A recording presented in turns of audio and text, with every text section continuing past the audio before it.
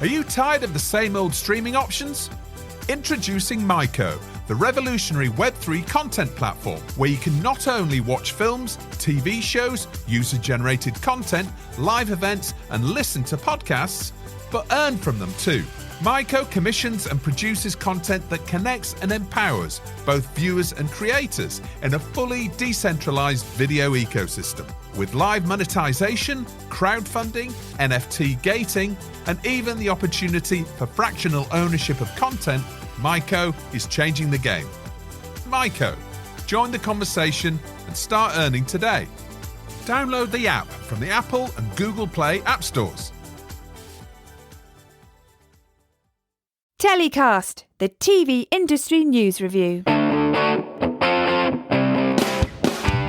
Hi, I'm Justin Crosby, and welcome to this week's TellyCast. It's a LATAM special this week, and on the show, Angela Colla, Head of International Sales at Brazil's Globo TV, joins me with Fabricio Ferrara, International Business Director of Prensario Internacional. And this week, K7 Media's Girts Licis looks at what's big and how to do business in Latin America. It's all coming up on this week's TellyCast. So this week's episode is inspired by and dedicated to Marcelo Bielsa, the inspirational Argentinian football manager who has miraculously guided Leeds United to England's Premier League after 16 years of perennial underachievement. He's shown how unrelenting dedication and fanatical preparation can unite, inspire and lead a whole city to success. So in his honour, it's a Latin American special this week. And my first guest on this week's show is Angela Colla, Head of International Sales at Globo, the largest Latin American producer of exclusive, multi-genre and multi-platform content, with more than 3,000 hours of entertainment and 3,000 hours of journalistic content per year. And joining Angela is Fabricio Ferrara, the International Business Director of Prensario Internacional. In this role, Fabricio has expanded the company's presence in the international marketplace, with special emphasis on Central and Eastern Europe, Middle East and North Africa, and the Asian Pacific regions. Welcome to the show, Angela and Fabricio. Hi, Justin. Thank you very much. Very nice being here. Hi, Justin. Thank you very much for inviting us. It's a pleasure. It was great to have you on, Angela from Sao Paulo and Fabricio from Buenos Aires. I thought that as Brazil is such a huge TV market, but perhaps not in the international spotlight as it might be for a country with a population of 210 million people, I thought we'd explore the TV industry landscape a little bit in Brazil and also in Latin America. So, Angela, coming to you first, Latin America still really in the grip of COVID-19 right now, and it's just been reported the last couple of days that Brazil's now got a reported 2 million cases, which is obviously devastating. How's the pandemic affected you and your role at Globo? We're the second country in the world with most cases and most deaths in the world. So it's a pretty severe situation we're facing here.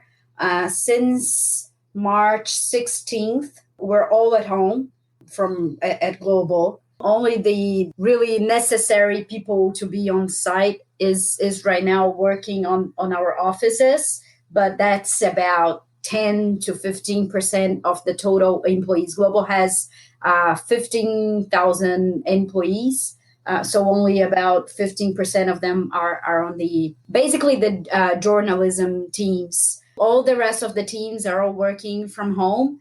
It's interesting to note how much we work and how much productive we can be at home. It's actually a bit surprising even. Besides all the sad situation out there, we've all been working a lot, and thanks to technology, we can be in contact with all our clients. I mean, on my position, we used to travel a lot. It depends on each one from my team, but I would say from 8 to 10 international trips per year. And that all has been stopped during all those times, including the events we used to participate. So this year has been very affected by that. But on the same time, we have been in contact with the market a lot.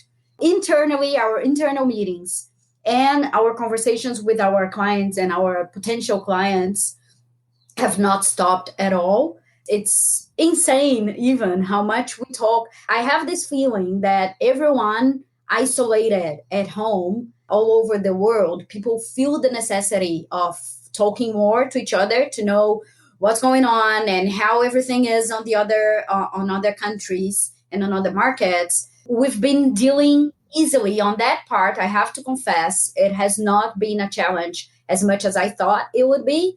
And we've been talking to everyone, and business continues thanks to technology and to all those tools we have right now. It's difficult, but life goes on. Good. Okay. Well, we'll talk a little bit later about distribution, international sales, and how everybody's coping. Fabricio, I'm used to seeing you at lots of different markets as well, all around the world. How's the pandemic affected you in Argentina? Well, let me tell you that the situation here is not the best right now at this moment. Even we are one of the country which is less affected by COVID because our quarantine start really early by the end of March. But now the peak is going up and up and up. And actually we are finishing today the 8th quarantine announced by the government. So we are all expecting what's going to happen tomorrow and the following days. We expect to have a little opening in terms of shoppings and in terms of running and other activities outside, but the situation is not solved at all. And we are all very worried because we are starting to have some news from the hospitals and the different clinics where the beds for people who is badly affected, they are starting to run out. So at this point, we are all at home. We hope to be here at least for 1 or 2 months because we are going through the winter. And that's an important information because it's not the same as summer. So we are adding to COVID all the other diseases and all the other problems of the winter.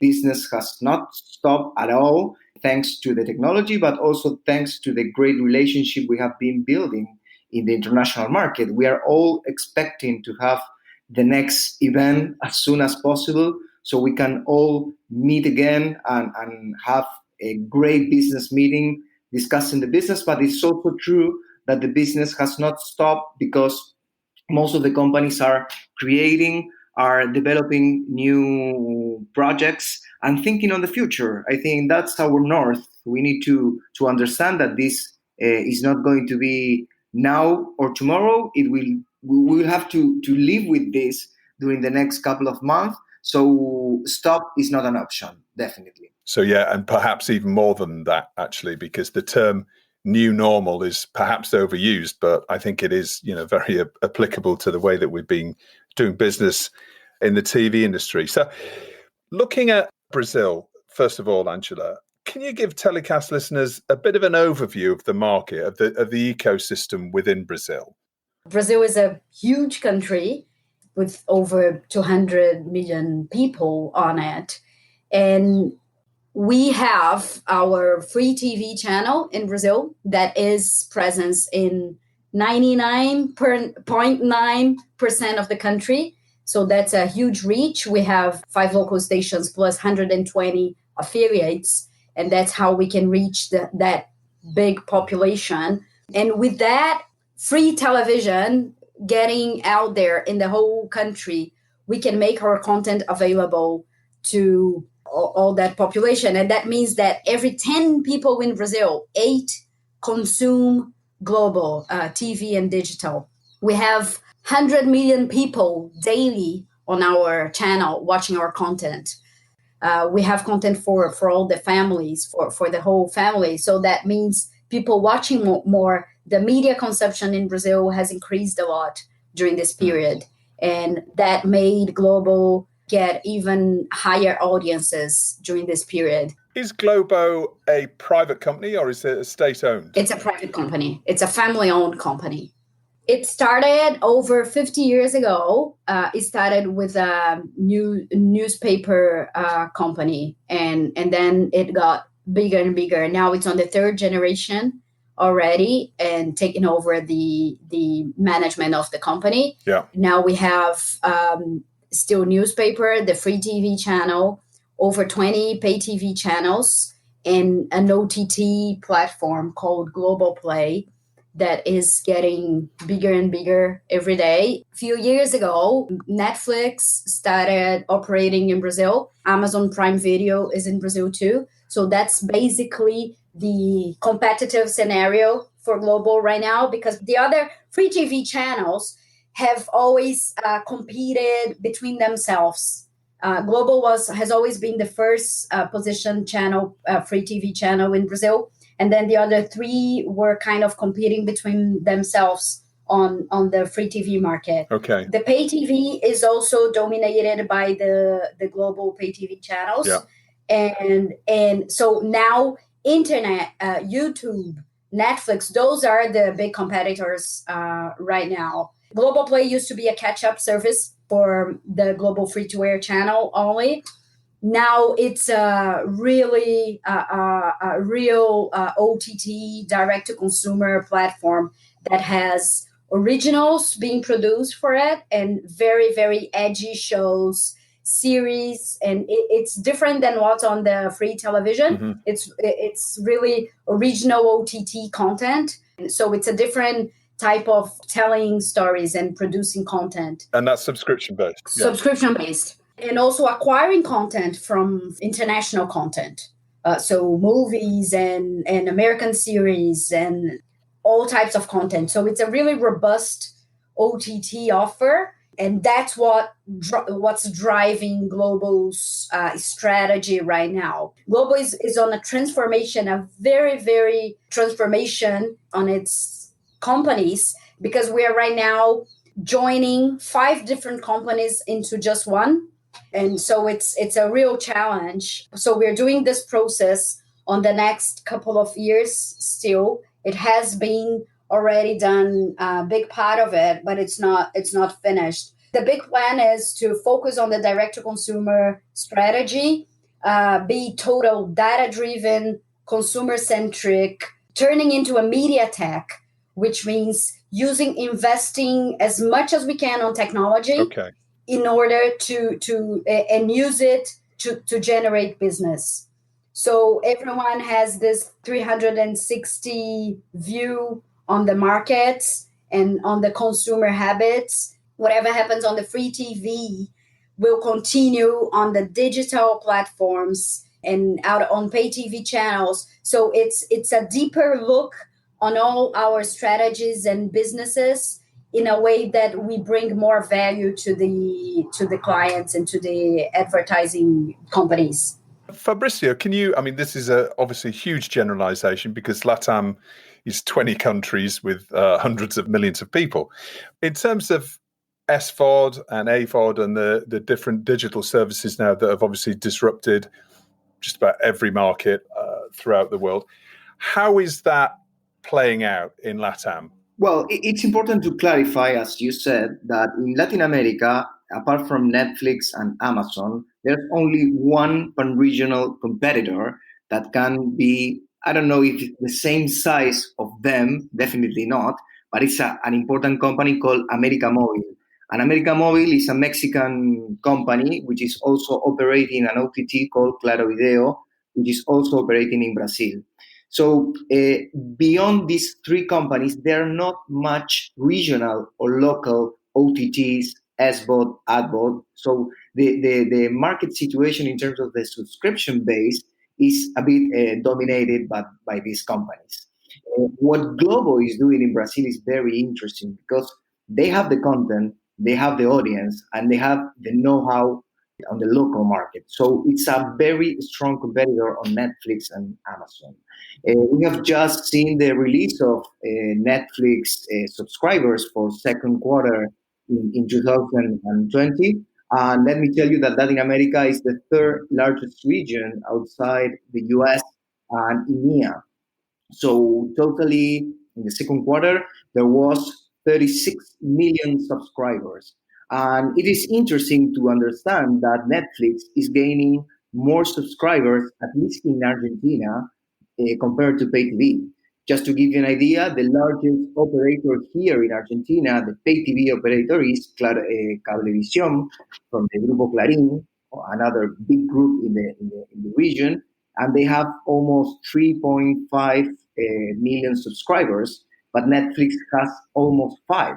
So the situation is getting hotter for everyone, and competition is also getting hotter. In Mexico, the other big media group, which is Televisa, is also owning a system called Blim TV, which started to be a pan-regional OTT. Now, I really don't know much about it because they are becoming more local and they are trying to focus on the local market, but also in Central America. So the full OTT event is also reinforced by the recent news of HBO Max that will be launched first in Latin America rather than any other international market. So what we are going to see from now to the next couple of months is going to be really, really interesting. Both in Brazil and wider LATAM. Do you expect to see the development of more and more niche SVODs as well? Obviously, you've got these huge companies that are launching and doing very well with their general subscription services. Do you expect to see a following wave of more niche services being launched? We are all waiting the same. The full global map of media companies and direct-to-consumer operator is going to be pretty the same. I mean, we will find between 7 to 9 companies operating on a global scale. Actually, I'm not sure at all that all homes will be able to have every single platform. But what I'm seeing now, and it is very interesting, at least in Latin America, we recently seen an article from Parrot Analytics saying that Amazon Prime is gaining good quantity of subscribers in Latin America. And I think the situation is because they are launching some originals in the region, and they are starting to promote better their content. And Amazon, I think, is going to have a very good summer / winter in this region until Disney Plus arrive to the region by the end of the year.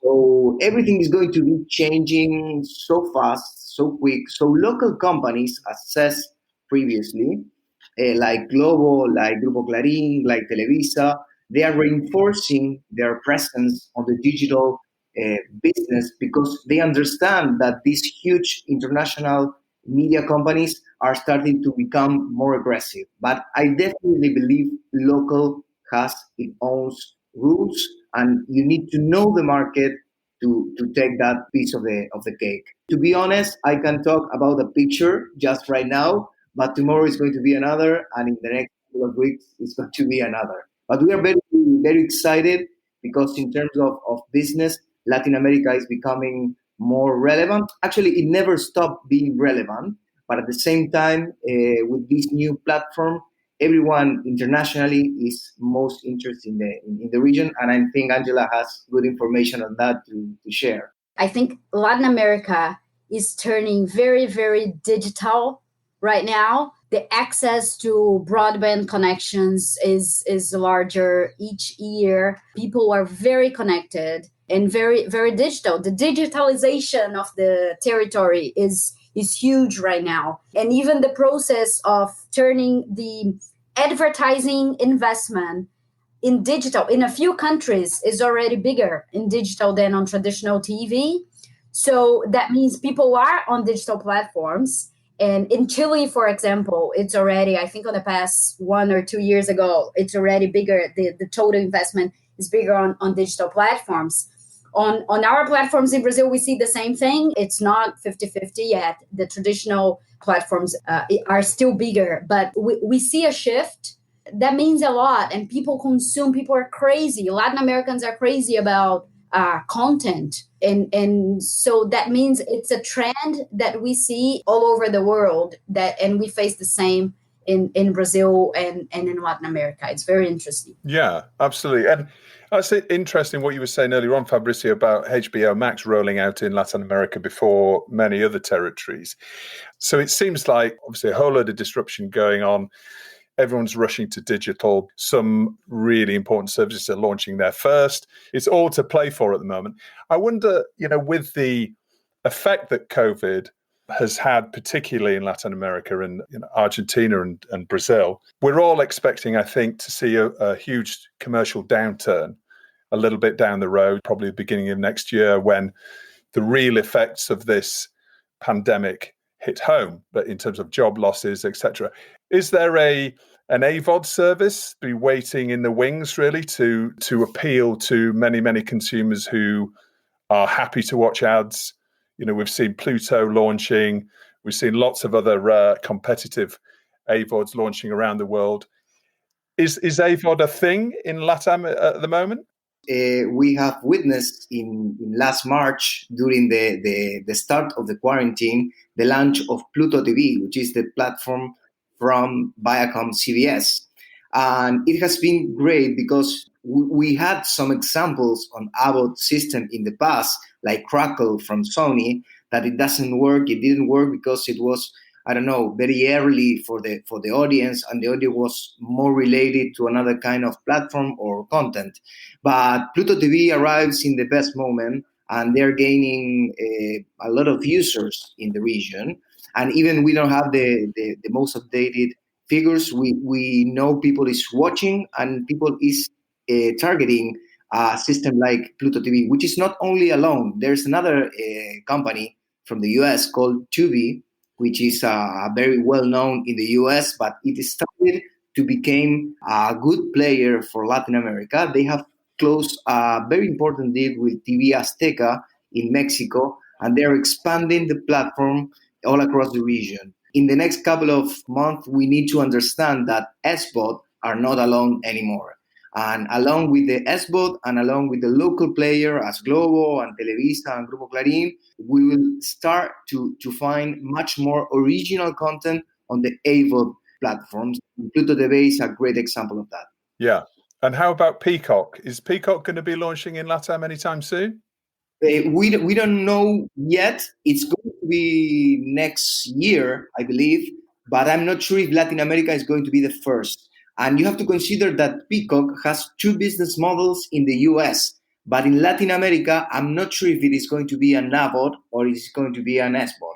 That's not very clear. Whatever would probably happen on the next couple of years has just sped up the process, and it's happening in 4 to 6 months. So I think it was a trend. So people are consuming more content on digital platforms, and because of COVID, because of people at home and the economic situation that is going to get worse, the AVOD has just grown up on the region too. Global Play has the two models also. So we see the SVOD base growing, but also the advertising model has increased a lot on the viewers too. So you offer a free model as well? Yeah. But when it comes to producers and international businesses wanting to do business with Latin America, and in particular Brazil, what are the opportunities in terms of content acquisition and co-productions, etc.? Angela, can you talk through how you work? What are the key territories that you collaborate with, and what perhaps are the opportunities going forward for other territories to get involved with? We have a big business in Latin America. The focus of the company is all in Brazil, but then we, on the international division, we do business with the whole territories in Latin America and all over the world. But in Latin America, more specifically, we have right now 14 volume deals with free TV stations all over the continent. We license 7,000 hours per year of content on the region. And we have right now 33 productions on the air between free TV and pay TV. So that means there are opportunities for everyone. People are consuming content in the whole country, in Brazil and in other countries around Latin America. Right now, we have people are consuming so many classics and reruns. I would say all over the world, not only in Latin America, But we stopped our productions for a couple of months. Right now, we are returning with our productions right now this month, but they were stopped for a couple of months. Our rerun, the moment we stopped the shooting of the primetime telenovela and started with a rerun, the ratings on the next day were the same.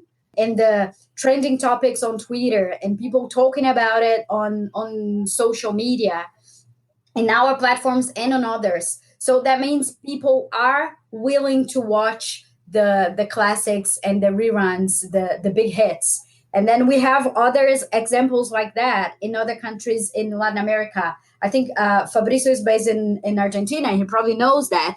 But there's a marathon of our biggest hit called Brazil Avenue. It's one of the most sold telenovelas in the world. We produced that show in 2012, and it's our big hit. And it is now on air in many countries in Latin America. One of them is Argentina, with a marathon on Sundays. So it's just one of the examples that it's made clear for us that people do want to watch classic contents and all over the markets.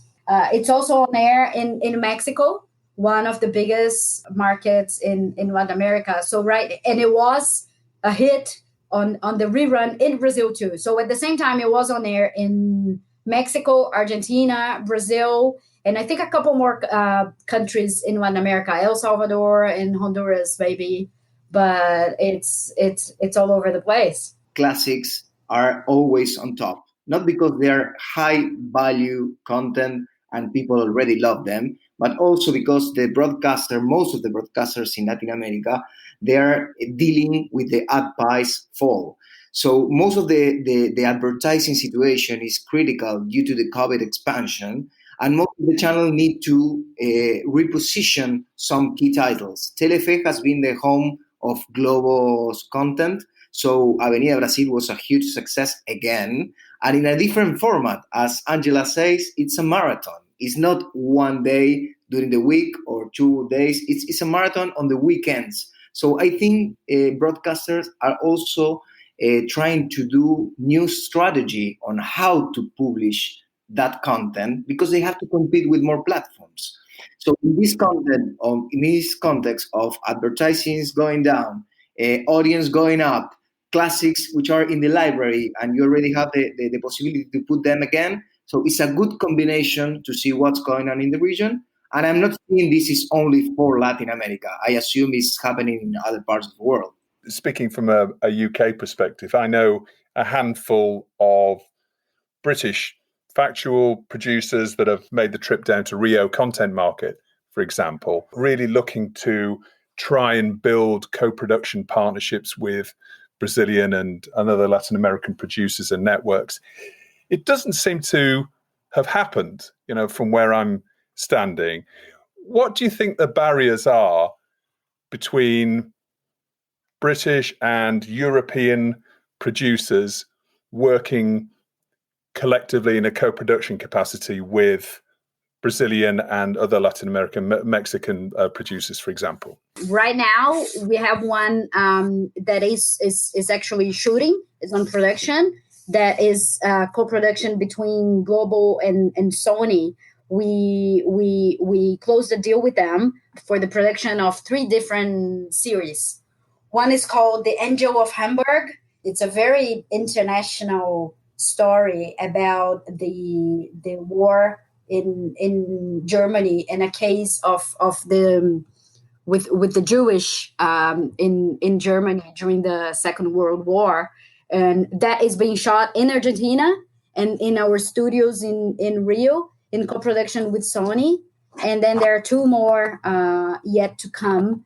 So most of the production companies in Brazil, they are developing content from Brazilian networks, as they have a very interesting incentive law to develop content and to broadcast in the country, and they have the audience. But at the same time, it's important to mention that Latin America is showing something, a new face. For the last couple of decades, most of the international players consider Latin America a telenovela-only producer. And there has been a huge diversification of content, of genres, from documentaries to animation to formats and many, many others. But I think that in the last couple of years, co-production has been the king of that game. Why? Because Latin America has very good talent, very young talent, good idea, fresh stories, something that is very requested by the international market. From the US point of view, many studios like Sony, but also Disney, also Warner, has developed a lot of products and co-productions within the full region, in Colombia, in Argentina, in Chile, in Uruguay. HBO has developed some originals there as well. So I think the fiction side is something that has been explored in the past by the Hollywood studio. The brand new thing could come from Spain, and I think we need to talk about it in the context that the Spanish content, the Spanish language content, is getting much more relevance all across the world. And how about Brazilian and Latin American content exports, distribution and production? I mean, if we're looking at your biggest export markets, Brazil, if we can come to you, Angela, on this, ignoring LATAM for a second, what are the biggest export markets for Brazilian content? First, Portugal, Angola, the Portuguese-speaking countries, and because we have a historical relationship with them. But not only that, we've been selling each time more. We have some amazing cases with telenovelas, for our own surprise. Telenovelas in Germany. We had an excellent case with one of our telenovelas with ProSiebenSat in Germany recently. That was we're really willing to test different models and risk-sharing models in order to open some new markets. And that was the case with Germany. Everyone was happy with the results, and that opened other doors for us around Europe too. So on the past couple of years, Europe turned out to be an important market for us, even besides Portugal. So Spain, Germany, France, Italy, we sell our content to those countries. US, not only telenovelas for the US Hispanic market, but our series to other players in the market, especially OTT platforms such as Sundance Now and Shudder from AMC, for example, in US and other English-speaking countries. So we license shows even to Australia. Asia is not one of the most important markets for us, but we recently had a case with Hulu in Japan, licensing two series there. So in the past 5 years, we've been producing so many series and edgy content, very high quality, and that has been super well accepted in many countries all over the world. So other than telenovelas, what are the other types of drama that are doing particularly well internationally? Basically, drama content, but we've been producing shorter series too. So 10 episode, 8 episode, or even our super series that we call that's 50 to 60 episodes. And it can be, we have thrillers, we have comedies, but also higher drama content too. Yeah, I think dramas has shortened, has became. I mean, in the past, you can have in a full season 250 episodes or something like that. It was huge production values because it was based on the idea that the most you produce, the best way to monetize that content. But now, the international market is requesting shorter content, drama content. So Globo is a great example, but there are many big, small, and medium-sized enterprises doing dramas of 8, 10, 11. And the good point about it is that the majority of the SVOD platforms and AVOD platforms are investing on originals. So we are seeing Amazon, we are seeing Netflix, Claro Video as well, and they are all getting Latin American talent. And that's important thing because that content is being developed, is being produced, and is being exported from our region. But of course, it is outside the radars because they consider as Netflix original or Amazon original. But most of the people working there, production, directors, creatives, most of the staff and the talents came from the region. So there are many examples we didn't mention, but Chile has a great industry in terms of drama, and many platforms has placed their eyes in Chile because it has a very consistent industry in terms of production, and there are a lot of incentive from the states and from private companies. So the region we are talking about, which is almost 20 territories, is very diversified. So we are not talking only about drama. I think that we need also to highlight the factual entertainment.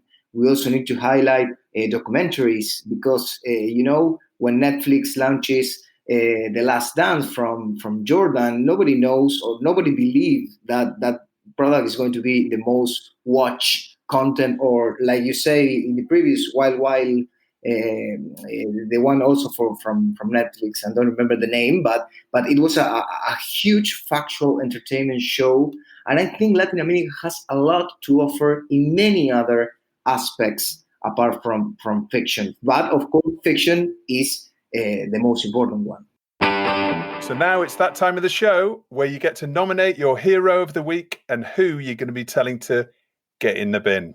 Angela, who's your hero of the week? Well, I would say my heroes of the week are all the doctors dealing with COVID-19 patients every day and putting themselves into risk for saving others. Has there been any public outpouring of support for the doctors? Like in the UK, there was every Thursday there was a clap. Everybody used to come out on their doorsteps, and you had that there as well. It's beautiful to see because it's really touching to see what they're doing out there, and there are some cases of some of them that cannot come back home in order not to infect their families, and so they are not in contact with their own families during this whole time in order to save the ones that need the most. So it's really beautiful what they're doing. Yeah, absolutely. They're the ones doing a proper job. Yeah.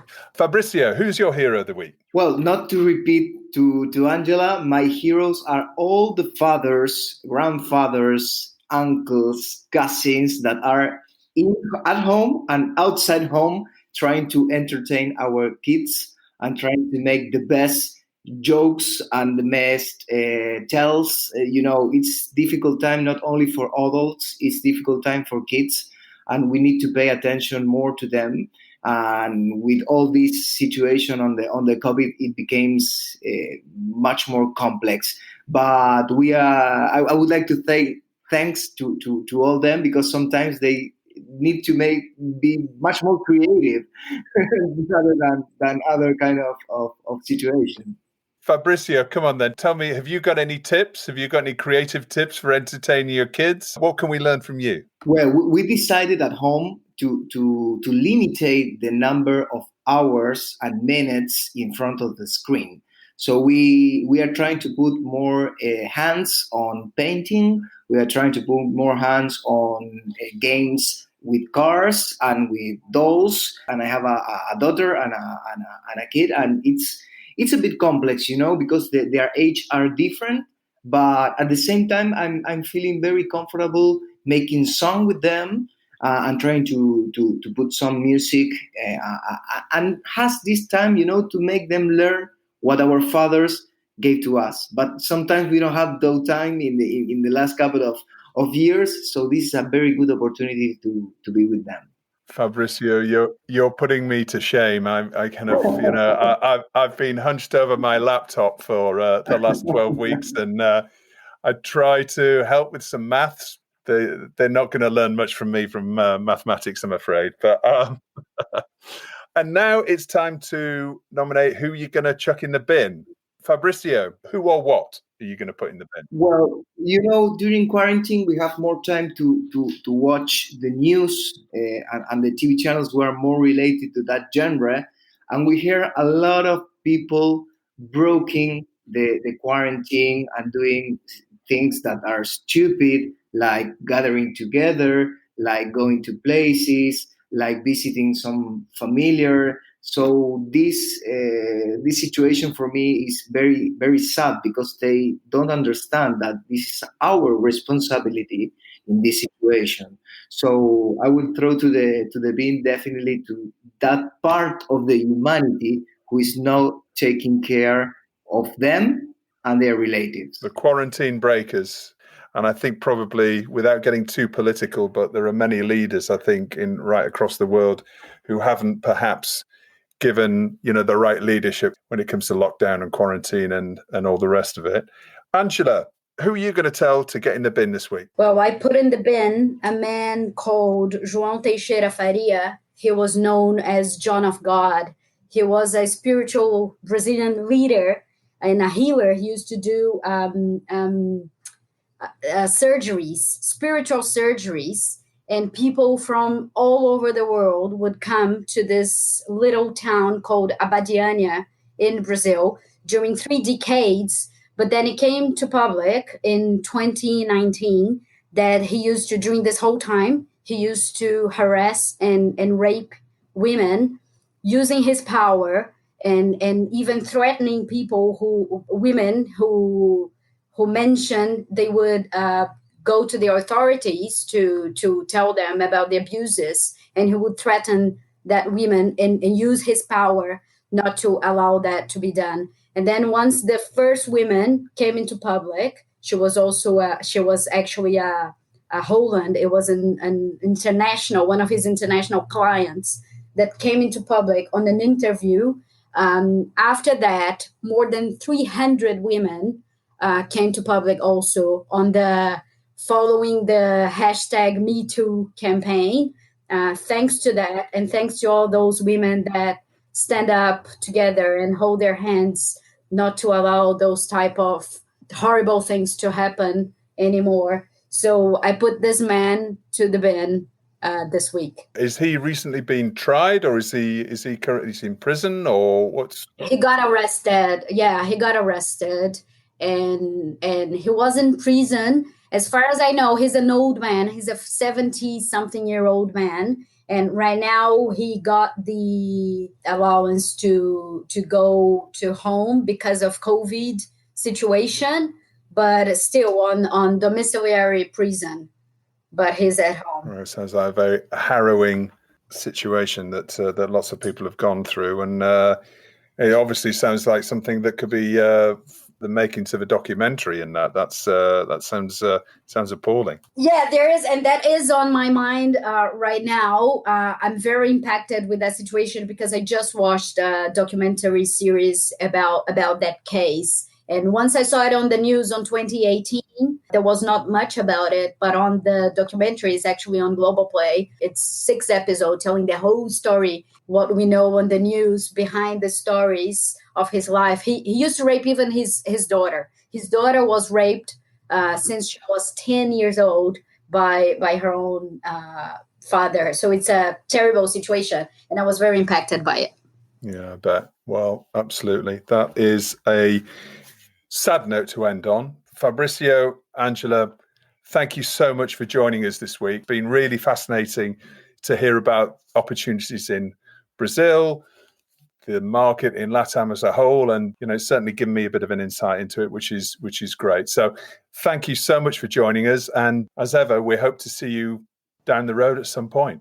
Yes, thanks to you, Justin. It was a pleasure to be here on the show, and thanks for the invitation. I hope we cross again sometime soon around the markets. Thank you so much, Justin. It was my first podcast, and I can feel my nerves, but it was wonderful. Thank you very much for the opportunity and to talk about Latin America. Thanks, guys. So it's that time in the show when we get to go over to Riga again and speak to Girts Licis from K7 Media. Girts, how are you today? Hi, Justin. I'm very well. And how about you? Yeah, I'm very good. It's we talked about summertime and a summer like no other last week. Even more so. I think people are actually starting to go on holiday from what I can tell, right? People are A lot of people seem away from their desks. I'm getting out of office messages. People are still trying to get away from holiday. Maybe they're not flying. Maybe they're just going local. But I get the sense that people are trying to have some sort of sense of normal holiday time. Yeah, it's encouraging to receive automatic messages that they are not out of the room, but out of the home, actually, or office. Yeah, exactly. Yeah, but I know we are talking about LATAM this week, and actually I was supposed to be in Brazil and Argentina this month, so I'm still in Riga. So I'll try at least on this podcast to kind of transfer myself to LATAM. Let's all transport ourselves down to Sao Paulo or Buenos Aires or Rio or any of those other wonderful cities in Latin America. So tell us about LATAM. Okay. Well, no doubt, this is an amazing part of the world, like you just said, but also quite specific in its tastes and the ways it does business, in our industry at least. So the good news for everyone wishing to do business with Latin American countries is that these nations are some of the keenest TV viewers in the world in terms of hours they are spending watching shows. It's more than 5 hours per day, I think. And interestingly, this pattern also applies to younger audiences, which may be more difficult to reach elsewhere. And though the tastes of different generations may differ, of course, with younger audiences unsurprisingly more open to imported shows like US sitcoms, for example. One thing that I'm finding really interesting is that for most non-Spanish speaking people, it seems like these, I think, 17 or so Spanish-speaking territories in Americas and Spain on the other side of the Atlantic must have a lot in common. We see, for instance, how quickly and decisively the global streamers move to establish a Spanish office, with this whole Spanish-speaking world in mind, obviously. But the truth is, while the language is a common factor, of course, that's all much less straightforward than it might seem at glance. For instance, even productions of one of these countries, or even co-productions between several of them, in many cases get dubbed into the broadcasting country's local Spanish language, with the local voice actors, locally specific words and idioms, with some territories being more sensitive to this than others, of course. Another specific of this region concerns the length of shows and scheduling. I guess it's coming from the historic telenovela viewing tradition that series tend to be much longer than the 13 or so episode seasons we are used to in Europe, for example. And in many cases, distributors find it quite challenging to achieve successful sales there for finished shows, as well as scripted formats for this reason. An average telenovela runs for between 6 and 12 months, and it is typical for schedules to consist of stripped slots. There are even 3 to 4 primetime slots for different telenovelas throughout the evening each day in some countries. The first might be a more family-friendly show, broadcast at 6 p.m., with themes becoming progressively more adult by 10 p.m. These specifics have led to quite a distinctive regional bubble, where a lot of acquisitions, both for finished shows as well as for formats, are going on among the countries within LATAM. Though the situation is, of course, changing in recent years, particularly with growing presence of global streamers. But still, programming and formats from countries like Turkey, Greece, India, or Korea may find it easier to get attention from buyers there than productions of some major Western TV markets. Turkish drama, for instance, has taken LATAM by storm, attracting impressive viewing numbers for many of the key broadcasters. Channels such as Telefe in Argentina at some point have dedicated even more than 6 hours daily to Turkish drama. They get dubbed in Spanish and are considered to be a fresh take on the genre. It often explores societal changes which resonate in South America, such as migration from rural villages and the challenge of urbanization. And Turkey and Latin America also share many of the same family and societal values. Talking about telenovela culture, if you like, can you tell us a bit more about the specifics of that? Because I've always thought of it as maybe like the soap operas of like Neighbours and Coronation Street and EastEnders. Are we talking on the same sort of lines as those, or kind of? For many years, telenovelas have been a symbol of local entertainment, obviously. Generally, during the recent decades, the genre has experienced a considerable evolution from a somewhat naive fairy tale type of tone, which was characteristic in the 90s, when the series were usually constructed around a romantic couple that encountered many problems throughout the show's run, a villain who died or went to jail usually, and then usually ended with a wedding, to the so-called narco novellas created around drug cartels. They're kind of trying to become more contemporary, I think, particularly somewhere like Mexico, which is living between the traditional Spanish-speaking world, but also closely watching US, which is obviously one of the main TV trendsetting markets in the world. So like I said, most telenovelas have an average run of 6 to 12 months. The duration, as well as the overall story arc and conclusion, are pre-planned by the show's producers at its inception, but approach to telenovela also differs in different territories. Brazilian telenovelas, for instance, rely much less on individual stars than other South American productions. A Brazilian telenovela may have more actors considered central to the show. The main reason for this is that many telenovelas in Brazil are shot just days before they air, so the plot could be changed swiftly responding to public's reaction. Telenovela is still like the queen of genres in the region. And during the COVID lockdown, some broadcasters actually scheduled even reruns of almost 20 years old shows, and with great success, like Caracol TV in Colombia, which just recently launched on primetime a telenovela that aired first in 2003.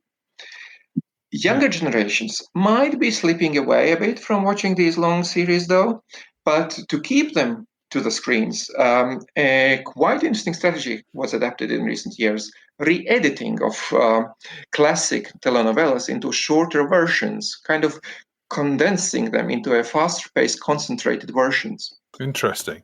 And how about unscripted TV and formats, for example? What are the genres that are working better over there?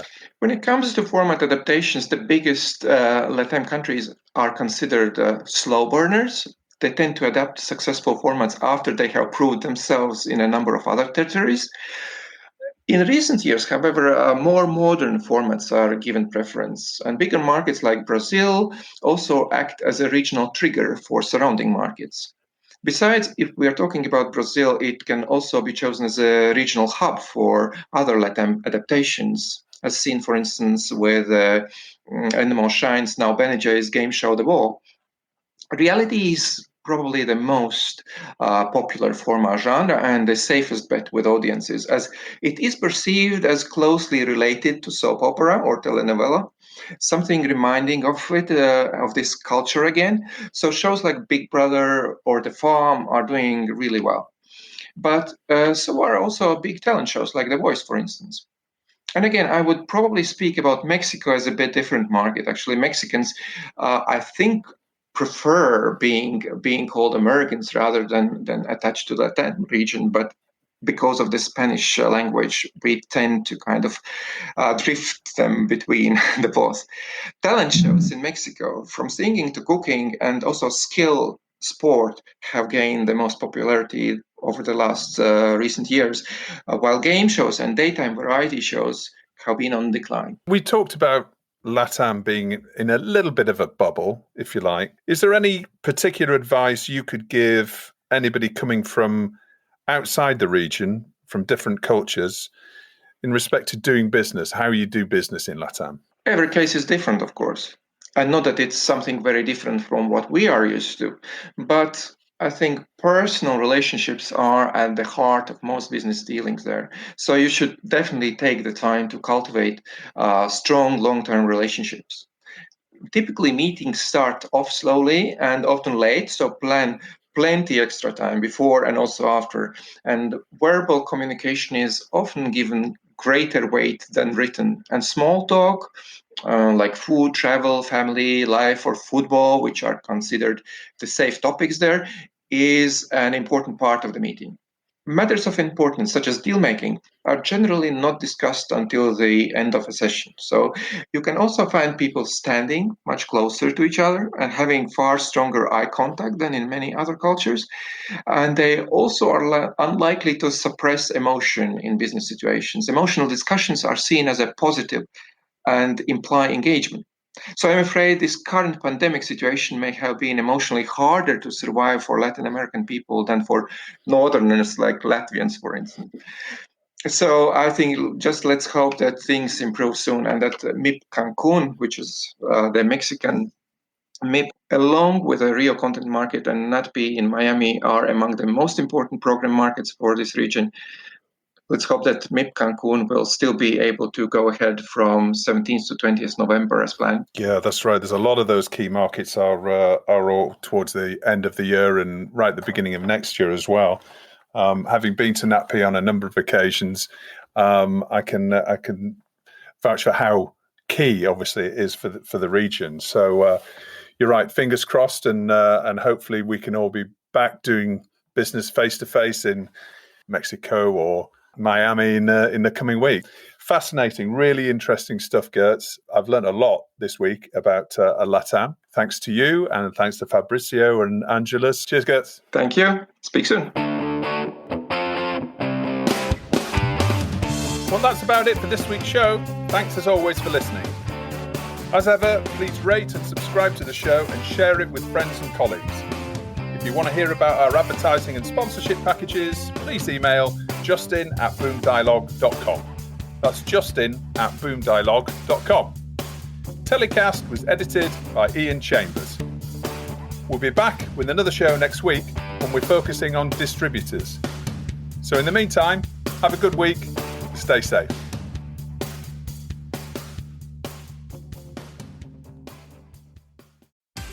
Are you tired of the same old streaming options? Introducing Myco, the revolutionary Web3 content platform where you can not only watch films, TV shows, user-generated content, live events, and listen to podcasts, but earn from them too.